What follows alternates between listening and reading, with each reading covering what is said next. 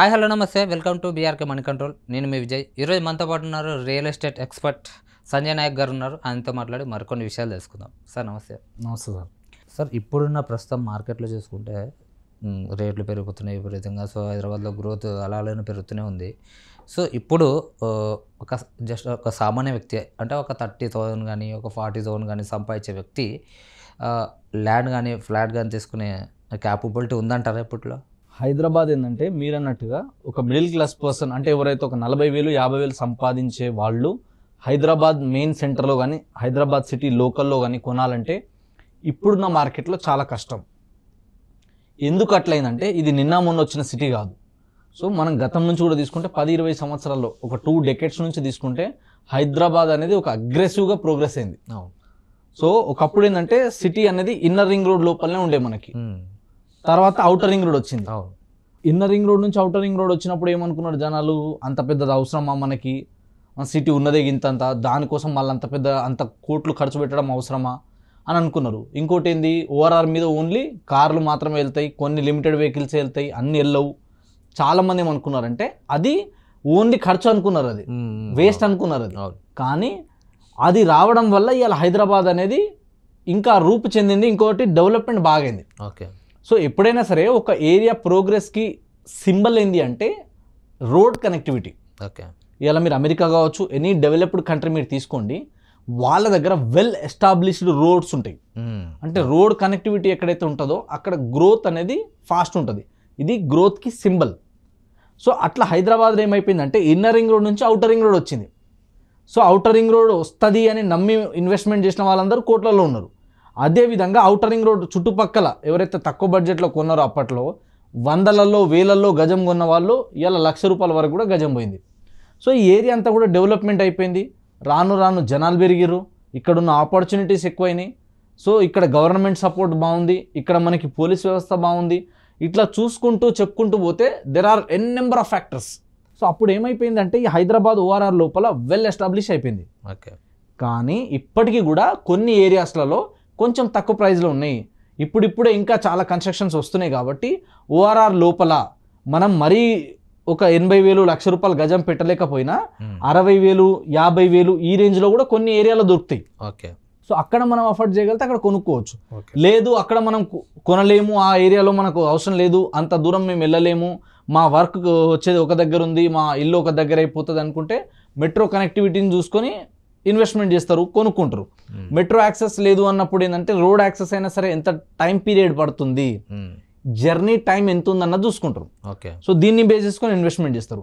అది కూడా లేదు మనకు అది ఇంకొంచెం దూరం అయిపోతుంది అనుకున్నప్పుడు కొందరు ఏం చేస్తారు, బ్యాంక్ లోన్స్కి వెళ్ళి వీళ్ళకి వచ్చే అమౌంట్లో నుంచి ఇప్పుడు ఒక్కరే ఉండాలి, ఒక్కరే జాబ్ చేయాలి, అదే 40,000తోని ఒక ఇండిపెండెంట్ హౌస్ కొనాలంటే ఇట్స్ నాట్ అ పాసిబుల్. ఒకవేళ పాసిబుల్ అయినా కూడా ఏంటంటే కొంచెం ఇన్కమ్ ఎక్కువ ఉండాలి, లేదా లోన్ ఎక్కువ ఉండాలి. ఇంత తక్కువ బడ్జెట్ అంటే 40,000 ఉన్నప్పుడు ఇంకా ఎక్కువ మీకు లోన్ రావడానికి స్కోప్ ఉండదు ఒక్కరే కనుక సింగిల్ పర్సన్ ఎర్నింగ్ అయితే. సో ఒక మల్టిపుల్ అంటే ఇప్పుడు వైఫ్ అండ్ హస్బెండ్ ఉన్నారు, లేదా పిల్లలు ఎవరైనా ఉన్నారు, లేదా వాళ్ళకి ఇంకేదైనా ఎక్స్ట్రా ఇన్కమ్ సోర్స్ ఆపర్చునిటీ ఉంది. ఫర్ ఎగ్జాంపుల్ జాబ్ చేస్తూనే ఇంకేదైనా బిజినెస్ చేసే వాళ్ళు ఉంటారు కొందరు. ఇప్పుడు హస్బెండ్ జాబ్ చేస్తే వైఫ్ ఏదైనా కిరాణా స్టోర్ కానీ ఇంకేదైనా జాబ్ కానీ బిజినెస్ కానీ ఉంటుంది. సో అట్లా మెయింటైన్ చేసే వాళ్ళు కొంచెం ఇన్కమ్ సోర్స్ ఉన్న వాళ్ళు కొనగలుగుతారు. లేదు అనుకుంటే ఏం చేస్తారు, కొందరు రీసేల్కి వెళ్తారు. అవును, అపార్ట్మెంట్లో రీసేల్ ఫ్లాట్స్ దొరుకుతాయి. కొంతమంది ఇంకోటి ఏంటంటే సెకండ్ హ్యాండ్ మీద డిపెండ్ అవుతారు. అంటే లైక్ ఇది కొనలేము మేము, సో మాతో అవ్వదు, ఎందుకంటే మాకు వచ్చే ఇన్కమ్ చాలా తక్కువ కాబట్టి లోన్స్ కూడా రావు. సో అందువల్ల ఏంటంటే వీళ్ళు మేము సెకండ్ హ్యాండ్ ఫ్లాట్లు కానీ సెకండ్ హ్యాండ్ అపార్ట్మెంట్స్ కానీ సెకండ్ హ్యాండ్ ల్యాండ్స్ కానీ సో ఇలా కొంటుంటారు. సో ఎంతవరకు సేఫ్ అది? రీసేల్లో కూడా కొనొచ్చు, ప్రాబ్లం ఏమి ఉండదు. ఒక్కటి ఏంటంటే ఆ ఏరియా ఎలా ఉంది అంటే ఆ కమ్యూనిటీ ఎలాంటి వాళ్ళు ఉన్నారు చుట్టుపక్కల, కమ్యూనిటీ ఇన్ ద సెన్స్ అక్కడ ఎలాంటి లైక్ మైండెడ్ పీపుల్ ఉన్నారా, కొంచెం స్లమ్ టైప్ ఉందా, బస్తీ టైప్ ఉందా, ఒక కాలనీ టైప్ ఉందా అన్నది చాలా ఇంపార్టెంట్ ఇది. ఎందుకంటే చాలామంది మేజర్గా చూసుకునేది అదే. ఎందుకంటే పిల్లలకి అట్మాస్ఫియర్ బాగుండాలి, ఎడ్యుకేషన్కి దగ్గర ఉండాలి, వాళ్ళు చేసే జాబ్లకి దగ్గరగా ఉండాలి అని చెప్పి ఎవరైనా చూసుకుంటారు అనమాట.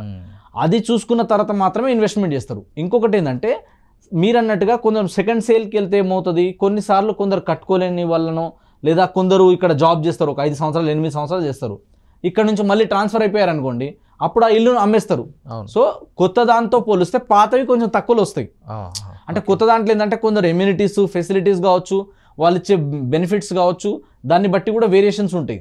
సో సెకండ్స్లో ఏమవుతుందంటే కొన్నిసార్లు తక్కువకు వస్తుంది కాబట్టి కొంచెం రీజనబుల్ ప్రైస్ ఉన్నప్పుడు ఆ డబ్బులతో ఏం చేస్తారు వాళ్ళు లోన్కి వెళ్ళడము, కొంచెం తక్కువ ఈఎంఐ పెట్టుకోవడము, లేదా వాళ్ళు ఏం చేస్తారు కొన్న తర్వాత కొంచెం రెనోవేషన్ చేసుకొని అక్కడ ఉండడానికి ఇష్టపడతారు. అలాగైనా తీసుకోవచ్చు, అలా కూడా ఏం ప్రాబ్లం ఉండదు. ఒక్కటి ఏంటంటే ఏరియా ఎలా ఉంది, ఆ డెవలపర్ కానీ ఆ బిల్డర్ కానీ ఎలాంటి వాళ్ళు ఉన్నారు, ఆ బిల్డింగ్ స్ట్రెంత్ ఎలా ఉంది, సో దాంట్లో మనకి ఏమేమి ఎమ్యూనిటీస్ ఇస్తున్నారు, సో దాంట్లో ఫర్దర్గా మన దగ్గర ఏమేమి ఛార్జెస్ ఉంటాయి, ఇవన్నీ ఒకసారి క్రాస్ చెక్ చేసుకున్న తర్వాత కొనొచ్చు. అండ్ ఇంకోటి ఏంటంటే అపార్ట్మెంట్లో ఫ్లాట్ కానీ ఇల్లు కానీ పాతది సెకండ్ హ్యాండ్ అన్నట్టు ఉంటుంది మీరు అన్నట్టు. ల్యాండ్కి అయితే ఉండదు. ఎందుకంటే ల్యాండ్ ఎలా ఉంటుంది అంటే ఎన్ని చేతులు మారే కొద్దీ ప్రైస్ ఇంక్రీజ్ అవుతూ ఉంటుంది ప్రాపర్టీది.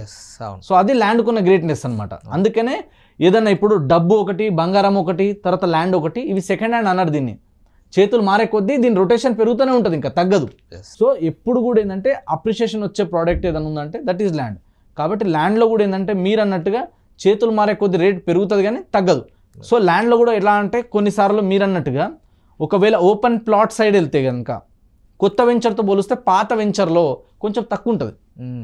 ఎందుకు తక్కువ ఉంటుంది అంటే ఇప్పుడు ఫర్ ఎగ్జాంపుల్ ఈరోజు 2025లో ఒక వెంచర్ వేశారనుకోండి, అక్కడ ఫర్ ఎగ్జాంపుల్ ఒక 15,000 20,000 గజం ఉందనుకోండి హెచ్ఎండిఏలో. ఒక డిటీసీపీలో తీసుకుంటే ఒక 12,000 15,000 గజం ఉందనుకుందాం. ఇప్పుడు 15,000 ఉంది అంటే as per the DTCP norms కావచ్చు, హెచ్ఎండిఏ నామ్స్ కావచ్చు, వాళ్ళు రోడ్లు, ఎలక్ట్రిసిటీ, డ్రైనేజ్, వాళ్ళ అన్ని ఫెసిలిటీస్ ఇస్తారు. ఇంకొకటి ఏంది, ఆ ల్యాండ్ వాళ్ళకి ఎంతకు పడింది, ఈ డెవలప్మెంట్స్ అన్నీ కలిపి అప్రూవల్స్ తీసుకొచ్చి దీన్ని మార్కెట్లో పెట్టి సేల్ చేస్తే ఏం ప్రైస్కి సేల్ అవుతుంది, ఇంత ఇన్వెస్ట్మెంట్ చేసి ఇంత రిస్క్ తీసుకొని ఇంత ఇవన్నీ కష్టపడ్డ తర్వాత దీన్ని మార్కెట్లో పెట్టడం మనకు రూపాయి ప్రాఫిట్ రావాలని ఉంటుంది ఎవరికైనా. ప్రాఫిట్ రాకుండా ఎవరు సంఘసేవ కాదు, సత్రం కాదు ఫ్రీగా చేయనికి. కాబట్టి వాళ్ళు కూడా లక్షలు కోట్ల రూపాయలు అప్పులకు తెచ్చుకుంటారు. కొందరు పార్ట్నర్స్ అందరు కలిపి వేస్తారు. సో వాళ్ళ ప్రాఫిట్ చూసుకుంటారు. అదేవిధంగా వాళ్ళ సంబంధించిన మార్కెటింగ్ కావచ్చు, వాళ్ళ టీం కావచ్చు, మెయింటెనెన్స్ కావచ్చు, ఇలా మనకి కనిపించని 100 ఉంటాయి వెనకాల. అంటే కొందరిని మేనేజ్ చేయాలి, ఇవన్నీ కూడా ఉంటాయి. సో అవన్నీ తీసుకున్న తర్వాత ఎండ్ మనకి ఎవరి దగ్గర పోవాలి, కస్టమర్ దగ్గర పోవాలి. సో అప్పుడు ఆ ప్రైస్ మినిమం అది పెట్టాల్సిందే.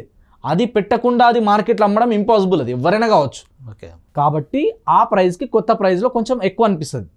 అదే మనం రీసేల్కి వెళ్ళినప్పుడు ఏమవుతుంది అంటే ఫర్ ఎగ్జాంపుల్ ఈరోజు అక్కడ ఎకరం ₹1,00,00,000 ఉందనుకుందాం, కానీ అది 5 సంవత్సరాల ముందు 10 సంవత్సరాల ముందు తక్కువ ఉండదు కదా. అంటే కొందరు ఏం చేస్తారంటే ముందే ల్యాండ్ లార్డ్స్ కొనుక్కొని మెల్లిమెల్లిగా డెవలప్ చేస్తూ కొందరు వస్తారు.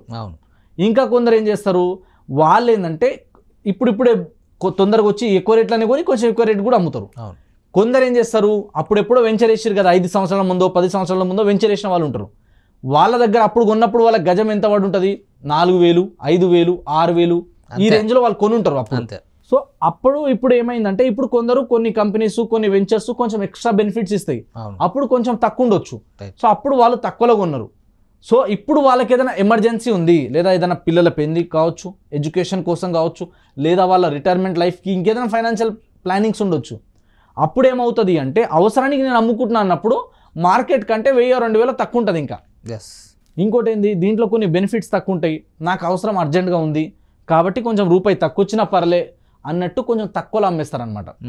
కాబట్టి దీన్ని ఏమంటారు అంటే ఛాన్స్ ప్రాపర్టీస్ అంటారు. కొన్ని రీసేల్లో కొంచెం తక్కువ బడ్జెట్లో వస్తాయి. అలాంటివి హార్ట్ ప్రాపర్టీస్, ఛాన్స్ ప్రాపర్టీస్ కూడా మా దగ్గర ఉంటాయి. సో అట్లా మనం ఏం చేయాలంటే దాంట్లో కూడా కొన్ని దొరుకుతాయి. కానీ అప్పుడు మనం ఏం చేయాలంటే దాంట్లో మనకి ఇదే ఫేసింగ్ కావాలి, నార్త్ ఈస్టే కావాలి, 60 ఫీట్ల రోడ్కే కావాలంటే దొరకవు. ఎందుకు అంటే రీసేల్లో ఏమవుతుందంటే ఎవరి అవసరానికి తగ్గట్టు వాళ్ళు అమ్ముకుంటారు.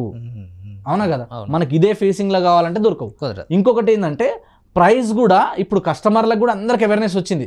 ఒక ఏరియాలో కొత్త రేట్ ఏముంటే, ఒక కొత్త వెంచర్ ఉంది ఇక్కడ, దీని పక్కనే పాత ఉంది అనుకోండి, వాళ్ళు ఏమమ్ముతున్నారో వీళ్ళకి ఐడియా ఉంటుంది కదా, కంపారిజన్ చేస్తారు. కంపారిజన్ చేసిన తర్వాత మహా అయితే 1,000 2,000 3,000 మ్యాక్స్, అంతే. ఈ 3,000 డిఫరెన్స్లోనే ఉంటుంది గజం. అంతకన్నా మరి దానికి సగం రేట్ ఉండదు. ఎందుకంటే అంత రేటు పెడితే అవి కూడా సేల్ కావు కాబట్టి. కాబట్టి పాతగా ఉన్నప్పుడు వాళ్ళు అప్పట్లోనే ఎకరం తక్కువ కొనుంటారు, తక్కువ అమ్ముంటారు, వీళ్ళు తక్కువ కొనుంటారు. నేను అప్పుడు 5,000 పెట్టినా, ఇవాళ నాకు 9,000 వస్తుంది, చాలు 4,000 ప్రాఫిటే కదా అంతే అనుకొని చాలామంది అమ్మేస్తారు. సో అట్లాంటి దాంట్లో మనకి ఛాన్స్లు దొరుకుతాయి. కాకపోతే ఏంటంటే రీసేల్ ప్రాపర్టీస్ కొనేటప్పుడు ఈ ప్రాపర్టీ ఎన్ని చేతులు మారొచ్చిందన్నది చూసుకోవాలి. ఈసీ డాక్యుమెంట్స్ ఒకటి, వాళ్ళ దగ్గర నుంచి మనం అన్ని డాక్యుమెంటేషన్, వాళ్ళ ఫ్యామిలీ మెంబర్స్ ఎవరెవరు ఉన్నారు, వాళ్ళు మనకు అమ్ముతున్నట్టుగా, వాళ్ళకేం ఇబ్బంది లేనట్టుగా, వాళ్ళ ఇంట్లో వాళ్ళందరికీ తెలుసు అన్నట్టు ఉండాలి. లేకపోతే రేపటి రోజు వాళ్ళు మళ్ళీ లీగల్ గేమ్ ఇష్యూస్ రేజ్ చేయకుండా. ఇప్పుడైతే మొత్తం టెక్నికల్ అయిపోయింది, ఒకసారి రిజిస్ట్రేషన్ అయితే మళ్ళీ దాంట్లో చేంజెస్ ఏం రావు. కానీ జాగ్రత్తలు మనం తీసుకోవాలి. ఎవరైతే రీసేల్ ఎవరితో వెళ్ళి మనం కొంటున్నాం అన్నది కూడా ఇంపార్టెంట్. కొందరు ఏమనుకుంటారంటే డైరెక్ట్ కస్టమర్లను కలుద్దాం అనుకుంటారు, అట్లా ఇంపాసిబుల్. మీరు రీసేల్కి వెళ్ళేటప్పుడు మాత్రం ఖచ్చితంగా ఒక ఏజెంట్ ఆర్ ఒక రియల్ ఎస్టేట్ ఎక్స్పర్ట్ సలహాలు తీసుకొని మాత్రమే వెళ్ళాలి.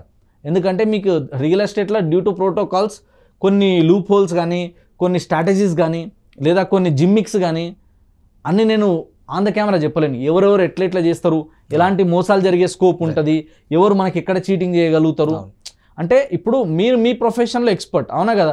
యువర్ అన్ యాంకర్, మీరు యాంకరింగ్ గురించి డిజిటల్ గురించి మీకు ఐడియా ఉంది, రియల్ ఎస్టేట్ గురించి లేదు కదా. సో నాకు డిజిటల్ గురించి లేదు, కానీ రియల్ ఎస్టేట్ గురించి తెలుసు. ఎందుకంటే పొద్దున్న లేస్తే నా వర్క్ అదే కాబట్టి ఎక్కడ మనం ప్రాపర్టీస్ కొన్నా అది రీసేల్ కావచ్చు, కొత్తది కావచ్చు, దాంది డిఫరెన్స్ ఉంటుంది.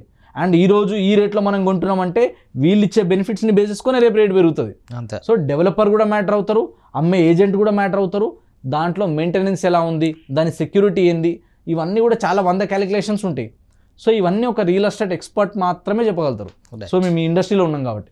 సో ఎక్కడ మీరు ప్రాపర్టీ కొనాలన్నా, ఇన్ కేస్ మీరు హైదరాబాద్ లోపల ఓఆర్ఆర్ లోపల కొనలేదు, గచ్చిబౌలిలో కొనలే, మాదాపూర్లో కొనలే, హైటెక్ సిటీలో కొనలే, నార్సింగిలో కొనలే అనుకుంటే దయచేసి నా రిక్వెస్ట్ ఏంటంటే, ఒక బ్రదర్గా, ఒక ప్రొఫెషనల్ ఫ్రెండ్గా నేనేం సజెస్ట్ చేస్తా అంటే, నెక్స్ట్ 10 yearsలో ఎక్కడ అవుతుంది అక్కడ మీరు ఇప్పుడే ఇన్వెస్ట్మెంట్ చేయండి.